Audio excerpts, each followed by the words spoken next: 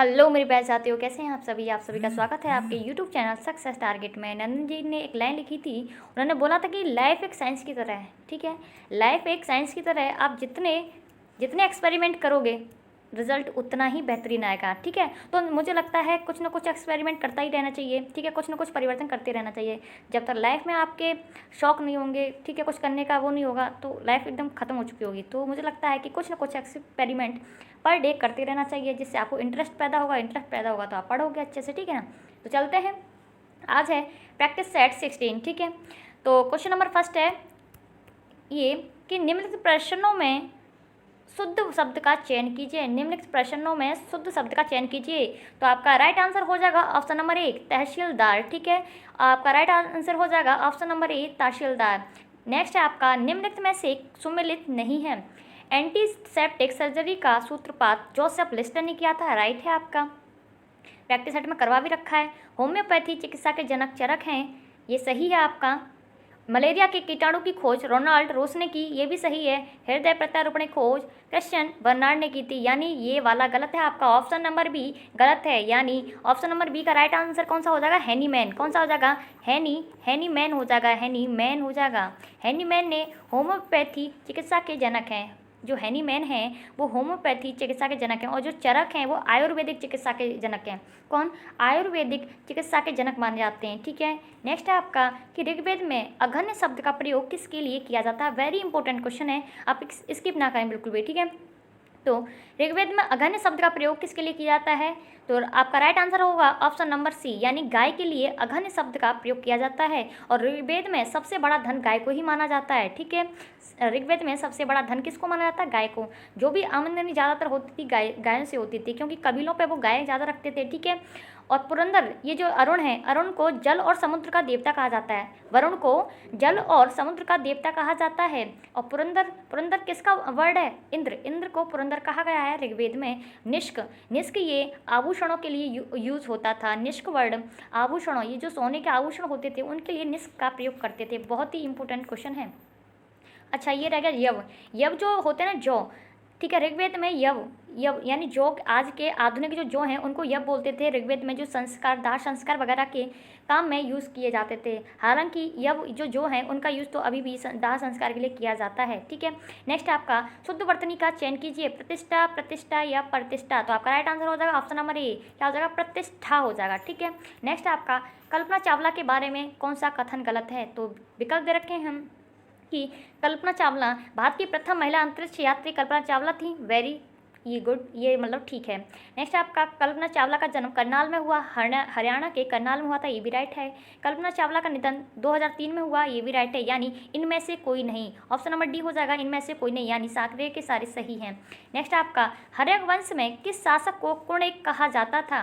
ठीक है, किस शासक को कुणिक कहा जाता था? तो आपका राइट आंसर हो जाएगा ऑप्शन नंबर सी, यानी अजातशत्रु को कुणिक कहा जाता था। किसको? अजातशत्रु को। और उदयन कौन था? उदयन कौन था आपका? जो अजातशत्रु है उनका ही पुत्र था उदयन, जिसने गंगा और सोन नदी के संगम पर पाटलिपुत्र की स्थापना की थी। ठीक है, नेक्स्ट चलते हैं हम। धरेश का सही संधि विच्छेद क्या है? तो आपका राइट आंसर हो जाएगा धरेश का सही संधि विच्छेद क्या है? धरा प्लस ईस, यानी ऑप्शन नंबर ए आपका राइट हो जाएगा। धरा प्लस ई इसका राइट आंसर हो जाएगा। आपकी प्रैक्टिस इतनी मजबूत हो जाएगी, आप देख के ही पहचान लोगे। नेक्स्ट है भारत का अंटार्कटिका अध्ययन केंद्र कहाँ स्थित है? तो भारत का अंटार्कटिका अध्ययन केंद्र कहाँ स्थित है? गोवा में। और आपको पता है ये क्षेत्रफल की दृष्टि से सबसे छोटा राज्य है। ठीक है, ये पैट के एग्जाम में पूछा गया था। नेक्स्ट है आपका कि 323 ईसा पूर्व में सिकंदर महान की मृत्यु हुई थी। तो आपका राइट आंसर हो जाएगा बेबीलोन में। कहाँ? बेबीलोन में सिकंदर महान की मृत्यु हुई थी। कब हुई थी? 323 में। याद रखिएगा ईसा पूर्व यानी बीसी, और बीसी और एडी का मतलब तो आप जानते होंगे।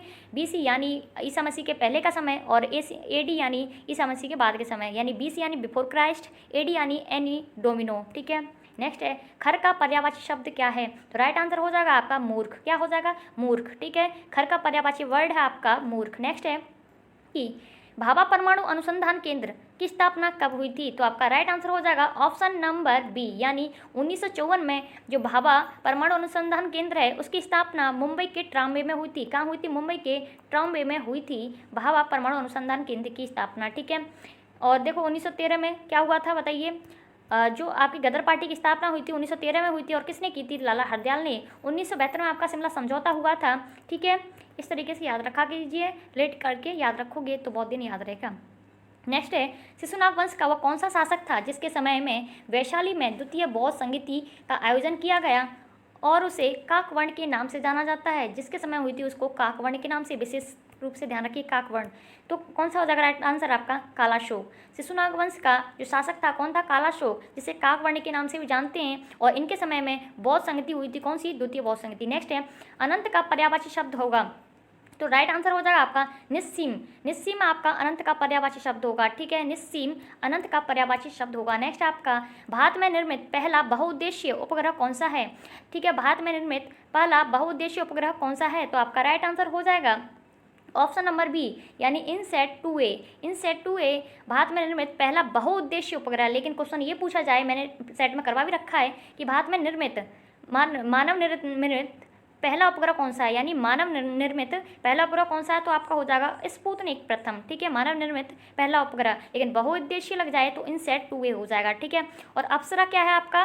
भारत का पहला परमाणु रिएक्टर का नाम था अप्सरा, ठीक है। क्या था? अप्सरा, ठीक है। नेक्स्ट चलते हैं हम कि मगध की प्रथम राजधानी कौन सी थी? तो आपका राइट आंसर हो जाएगा गिरिब्रिज, क्या, और इसे राजगृह नाम से भी जानते हैं, गिरिब्रिज या राजगृह, ठीक है। नेक्स्ट है आपका गमन का विलोम शब्द क्या हो जाएगा? गमन का विलोम शब्द क्या हो जाएगा? आगमन हो जाएगा। क्या हो जाएगा? आगमन। नेक्स्ट है आपका परमाणु ऊर्जा आयोग का गठन किसकी अध्यक्षता में किया गया था? तो राइट आंसर हो जाएगा आपका डॉक्टर होमी जहांगीर भाभा।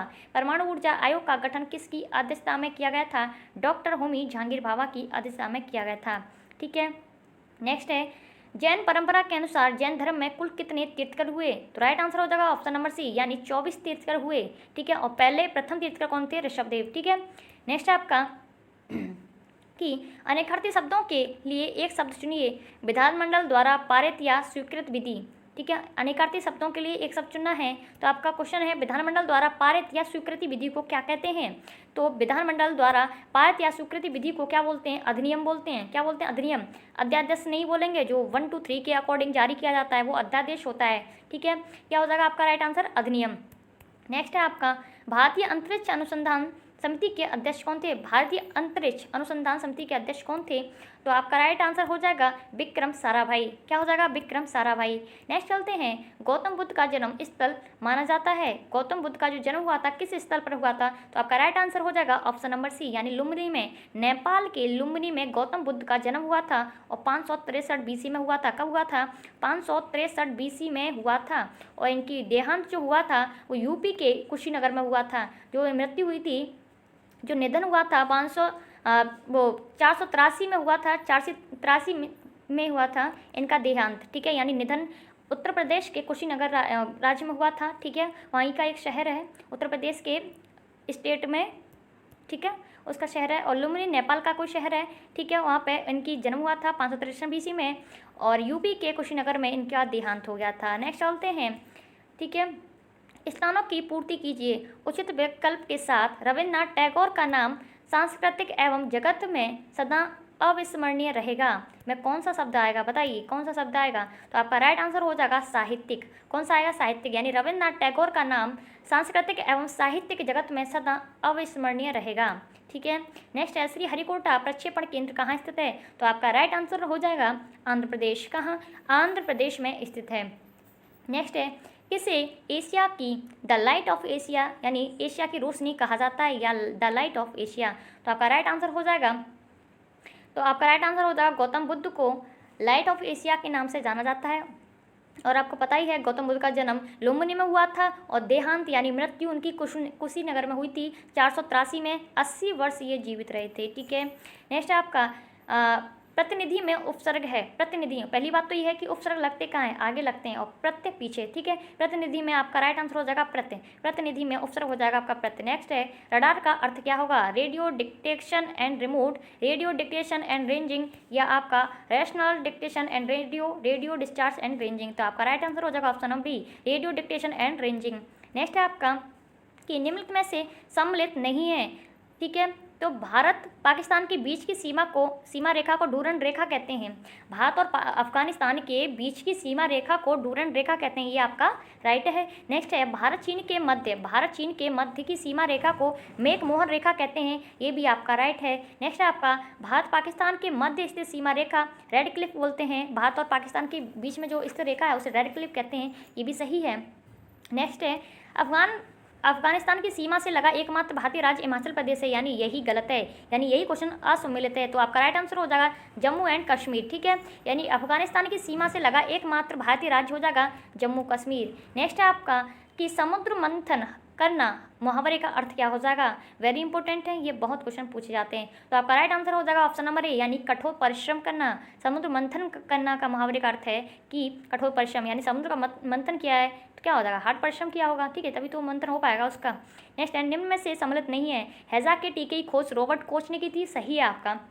जीवाणु की खोज रॉबर्ट हॉक ने की थी, यानी यही गलत है। रॉबर्ट हॉक ने तो कोशिका की खोज की थी और जीवाणु की खोज की थी ल्यू वैन हॉक। किसने, ल्यू वैन हॉक ने की थी, ल्यू वैन हॉक ने, ठीक है, ल्यू वैन हॉक ने की थी जीवाणु की खोज, ठीक है। ल्यू वैन हॉक ने जीवाणु की खोज की थी और रॉबर्ट हॉक ने कोशिका की थी। विषाणु की खोज इवानोवस्की ने की थी, ये राइट है। रेबीज के टीके की खोज लुई पास्चर ने की थी, ये राइट है। नेक्स्ट है आपका कि भारत में पहली बार विधिवत जनगणना प्रारंभ हुई थी, तो आपका राइट आंसर हो जाएगा विधिवत पूछा जाए, यानी 1872 में। कभी कभी विधिवत ना देके डायरेक्ट ऐसे दे रखा है, भारत में पहली बार जनगणना प्रारंभ हुई थी 1872 में। और किसके समय हुई थी, लॉर्ड मेयो के, क्या, लॉर्ड मेयो के समय में हुई थी, लॉर्ड मेयो, ठीक है, मेयो के समय में स्टार्ट हुई थी जनगणना 1872 में। और लेकिन रेगुलर यानी नियमित पूछा जाए तो 1881 में हुई थी लॉर्ड रिपन, यानी लॉर्ड रिपन के में हुई थी, लॉर्ड रिपन के समय में हुई थी, रिपन के समय में हुई थी नियमित रूप से। अब बोलोगे नियमित और विधिवत में क्या डिफरेंट है, लेकिन विधिवत और नियमित डिफरेंट है। वो रेगुलर हुई थी, ठीक है, ये बंद हो चुकी थी लॉर्ड मेयो में 1872 में, ओके। फिर नियमित रूप से जो 10 की जो जनगणना हुई थी वो रिपन के समय से स्टार्ट हुई थी 1881। नेक्स्ट है कि आसमान पर चढ़ना मुहावरे का अर्थ है अत्यधिक अभिमान करना, कठिन परिश्रम करना। तो आपका राइट आंसर हो जाएगा अत्यधिक अभिमान करना। आसमान पर चढ़ना मुहावरे का अर्थ है अत्यधिक अभिमान करना, लेकिन यहीं पर ये होता कि आसमान पर चढ़ाना मुहावरे का अर्थ हो जाएगा अत्यधिक प्रशंसा करना। अगर तुमसे बोले आसमान पर चढ़ाने का अर्थ क्या हो जाएगा, अत्यधिक प्रशंसा करना, कोई प्रशंसा करेगा तभी तो हम आसमान को छुएंगे। नेक्स्ट है आसमान पर चढ़ना, खुद चढ़ना, उसे बोलते हैं अत्यधिक अभिमान करना। नेक्स्ट है लाउड स्पीकर में ऊर्जा परिवर्तन है, तो आपका राइट आंसर हो जाएगा ऑप्शन नंबर बी, यानी विद्युत से यांत्रिक एवं यांत्रिक से ध्वनि ऊर्जा में। लाउड जो स्पीकर होता है वो विद्युत से यांत्रिक में करता है, बहुत कंफ्यूज होते हैं लोग, ध्वनि पे लगा के आते हैं, लेकिन क्या हो जाएगा विद्युत से यांत्रिक एवं यांत्रिक से ध्वनि ऊर्जा में रूपांतरित करता है, ठीक है, विद्युत से यांत्रिक और यांत्रिक से ध्वनि में। नेक्स्ट है कि निम्न में से सम्मिलित नहीं है, तो विश्व जनसंख्या दिवस आपका 11 जुलाई को, ये सही है। विश्व पर्यावरण दिवस 5 जून को, ये भी सही है। अंतर्राष्ट्रीय महिला दिवस 8 मार्च को, ये भी सही है। राष्ट्रीय हथकरघा दिवस 1 दिसंबर को, ये गलत है क्योंकि 1 दिसंबर को एड्स दिवस मनाया जाता है और राष्ट्रीय हथकरघा दिवस 7 अगस्त को मनाया जाता है, 7 अगस्त को मनाया जाता है, ठीक है। 7 अगस्त को राष्ट्रीय हथकरघा दिवस मनाया जाता है। जो बुनकर होते हैं, ठीक है, लघु उद्योग बुनकर होते हैं, उनको प्रोत्साहित करने के लिए हथकरघा दिवस, और 1 दिसंबर को एड्स दिवस, ठीक है। नेक्स्ट आपका निम्न में से प्रश्नों में अशुद्ध विकल्प का चयन कीजिए, बहुत ही बार पूछे जाते हैं। ये जो अशुद्ध विकल्प हैं ये आपको कैसे छांटने होते हैं, ये आपको संज्ञा, सर्वनाम या अव्ययीभाव समास या विशेषण को ध्यान में रखते हुए छांटने होते हैं। तुम कक्षा में आते हो तो तुम्हारी पुस्तक साथ क्यों नहीं लाते, ठीक है, तो तुम्हारी पुस्तक, तो अपनी पुस्तक साथ क्यों नहीं लाते, तुम्हारी पुस्तक साथ क्यों नहीं लाते, तो आपका कौन सा हो जाएगा, त्रुटि हो जाएगी आपकी ऑप्शन नंबर बी में। तो तुम्हारी पुस्तक, तो अपनी पुस्तक होनी चाहिए, तो अपनी पुस्तक साथ में लेके आते, तो क्या हो जाएगा आपका बी में त्रुटि हो जाएगी। नेक्स्ट है फूल में सुगंध होती है और तितलियों के पास सुंदर पंख, कोई त्रुटि नहीं, तो फूलों में सुगंध होती है और तितलियों के पास सुंदर पंख, ठीक है, इसमें त्रुटि हो जाएगी ऑप्शन नंबर सी में। नेक्स्ट चलते हैं आपका कि अमोनिया गैस बनाने की हैबर विधि में किस उत्प्रेरक का प्रयोग किया जाता है, तो आपका राइट आंसर हो जाएगा इसका प्रयोग किया जाता है लोह चूर्ण का प्रयोग किया जाता है। अमोनिया गैस बनाने की हैबर विधि में किस उत्प्रेरक का प्रयोग किया जाता है, आपके लोह चूर्ण का प्रयोग किया जाता है। लेकिन यही पूछ लिया जाता कि वनस्पति तेलों से कृत्रिम घी बनाने के लिए किस विधि का उपयोग किया जाता है, तो निकल का यूज़ किया जाता है, ठीक है। कृत्रिम जो ऑयल होते हैं, तेल होते हैं, उनसे जो वनस्पति तेल होते हैं उनसे कृत्रिम यानी आर्टिफिशियल घी बनाने के लिए जो यूज़ की जाती है धातु वो होती है आपकी, ठीक है, वो होती है आपकी निकल। और अमोनिया गैस बनाने की हैबर विधि में उत्प्रेरक के रूप में लोहा चूर्ण का, और लेकिन उसमें पूछा जाता निकल का किया जाता है उत्प्रेरक के रूप में। नेक्स्ट आपका भात का बगीचे के नाम से जाना जाता है, तो आपका राइट आंसर हो जाएगा बेंगलुरु को, ठीक है। नेक्स्ट आपका निम्नलिखित में से सम्मिलित नहीं है, तो ये नाम दे रखे हैं, ये रासायनिक नाम दे रखे हैं। तो नीला कशिश, बहुत लोग कंफ्यूज हो जाते हैं, ठीक है। तो नीला कशिश को कॉपर सल्फेट, अगर मैंने यह रासायनिक नाम दे दिए तो आप सूत्र बना लोगे। खैर, नीला कशिश कॉपर सल्फेट CuSO4.5H2O, ये सही है। सफ़ेद कशिश जिंक सल्फेट यानी ZnSO4.7H2O।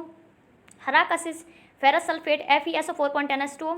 Gypsum calcium sulphate CaSO4.2H2O। लेकिन यहीं पे पूछ लिया जाता प्लास्टर ऑफ पेरिस, तो क्या हो जाता ये यही रहता, लेकिन क्या हो जाता हाफ H2O हो जाता। क्या हो जाता हाफ H2O। ये जिप्सम और प्लास्टर ऑफ पेरिस ये बहुत पूछे जाते हैं, तो आपका प्लास्टर ऑफ पेरिस का हो जाता CaSO4.5H2O हो जाता, ठीक है। और जिप्सम में 2H2 हो जाता है। तो ये मैंने रासायनिक सूत्र दे दिए, इसलिए आप अंदाजा लगा सकते हैं फॉर्मूला का, लेकिन रासायनिक सूत्र नहीं देते तो आप कंफ्यूज होते हैं। नीला कशिश का CuSO4.10H2O, ठीक है, 5H2O। सफ़ेद कशिश ZnSO4 7H2O। हरा कशिश FeSO4 7H2O। Gypsum CaSO4.2H2O। Next है कि प्रसिद्ध 10 राजाओं का युद्ध, 10 राज युद्ध किस नदी के तट पर लड़ा गया, तो आपका राइट आंसर हो जाएगा ऑप्शन नंबर बी यानी सी परशुनी नदी पर। परशुनी नदी यानी अब जो किस नाम से जाना जाता है, रावी नदी के नाम से जाना जाता है परशुनी को। अस्किनी, चिनाब, बिपाशा, व्यास, बितस्ता, झेलम, ठीक है। और ये वेरी इंपॉर्टेंट है। अच्छा मेरे को बताइए, जो 10 राजाओं का युद्ध है वो ऋग्वेद के किस मंडल में इसका वर्णन किया गया है कि हाँ 10 राज युद्ध हुआ था, बताइए। पूर्व का स्कॉटलैंड किसे कहा जाता है, अरुणाचल प्रदेश को, मध्य प्रदेश को या असम को, आपका राइट आंसर हो जाएगा मध्य प्रदेश को कहा जाता है पूर्व का स्कॉटलैंड। नेक्स्ट चलते हैं हम कि निम्नलिखित में से सम्मिलित नहीं है। सिमलीपाल अभ्यारण्य स्थित है उड़ीसा में, सही है। सिमलीपाल स्थित है उड़ीसा में। नागार्जुन सागर परियोजना स्थित है कृष्णा नदी पर, वेरी इंपॉर्टेंट है। कावेरी कृष्णा दोनों आती हैं तो लोग कंफ्यूज हो जाते हैं, ये भी क्वेश्चन आया था पैट के में। नागार्जुन सागर परियोजना स्थित है कृष्णा कावेरी, और किसमें कृष्णा नदी पर स्थित है, ठीक है। और ये कहाँ पे आंध्र प्रदेश में यानी AP में, आंध्र प्रदेश। घना पक्षी बिहार स्थित है राजस्थान में, ये भी सही है। अलमाटी बांध स्थित है केरल में, यही गलत है क्योंकि ये कहाँ है कर्नाटक में स्थित है, कहाँ कर्नाटक में, ठीक है। ठीक है, तो यही सारे क्वेश्चन थे। अगर आपको वीडियो अच्छी लगे तो वीडियो को ज़्यादा से ज़्यादा मात्रा में शेयर करें, जिससे आपके लिए अच्छे से अच्छा कंटेंट बनाने के लिए मतलब थोड़ा मोटिवेशन मिलता है, ठीक है। तो आप शेयर करें ज़्यादा से ज़्यादा, ठीक है, आपके लिए और अच्छे से अच्छे क्वेश्चन लेके आएंगे, ठीक है। तो मिलते हैं नेक्स्ट वीडियो में। Thank you, wish all the best.